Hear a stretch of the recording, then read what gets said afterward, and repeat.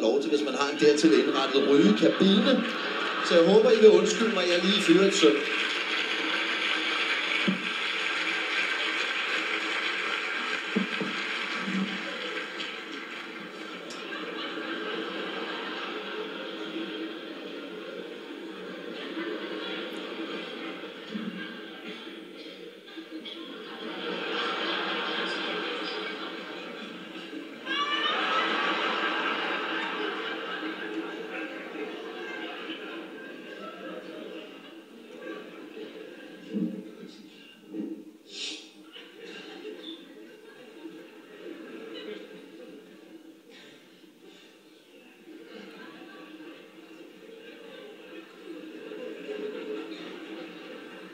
Vi er ved at for langt ude det hele, det ved I godt, ikke?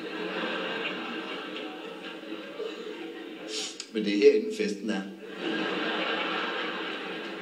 Nogen, der er misundelige?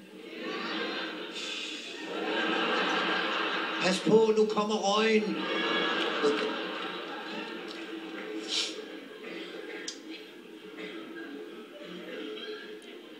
Kig rigtig godt på det her billede. Og vend jer til det. For det var ikke særlig længe. Så sådan her det bliver. Så sidder vi pludselig i hver vores lille kasse. Hvor vi kan gøre præcis som vi har lyst til. Så længe vi ikke smider tøjet, så skal glasset matere sig op til. Men ellers skal vi bare skæve os i vores lille, lydisolerede kasse. Vi lever hele livet herinde. Bare save huller til fødderne, så vi kan have den på, når vi skal ned i Føtex. Gå og holde øje med de andre kunders kasser. Ja, han har rigtig nok fået lædersæder, hva'?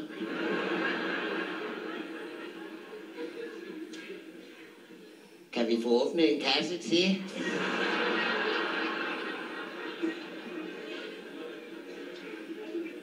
Vi lever i et åbent fængsel. Vores bevægelsesfrihed bliver indskrænket for hver dag, der går. Vi lægger ikke engang mærke til det mere, før vi pludselig står over for et hul i hegnet, de ikke har fået lukket endnu. Det sker for mig en gang imellem. For nylig, der var jeg i Blockbuster, der fandt jeg på slikhylden tyggegummi cigaretter. Kan I huske dem?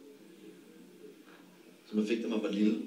Så sad man nede i skolegården og flossede sine små negle i forsøg på at få det der papir af.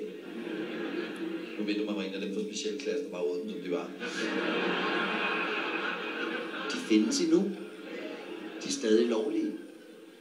Ved I hvorfor? Fordi I har glemt at brokke jer over.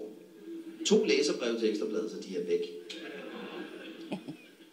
Det er da også forståeligt nok, de er jo helt klart ikke i orden. Det kan vi hurtigt blive enige om. Du vil aldrig få godkendt nogen her i dag, hvis du giver op på en slikfabrik. Nu skal du høre, jeg har en idé. Cigaretter, men til børn.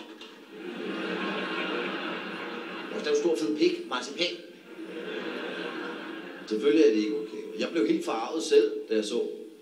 Jeg har ikke engang nogen børn.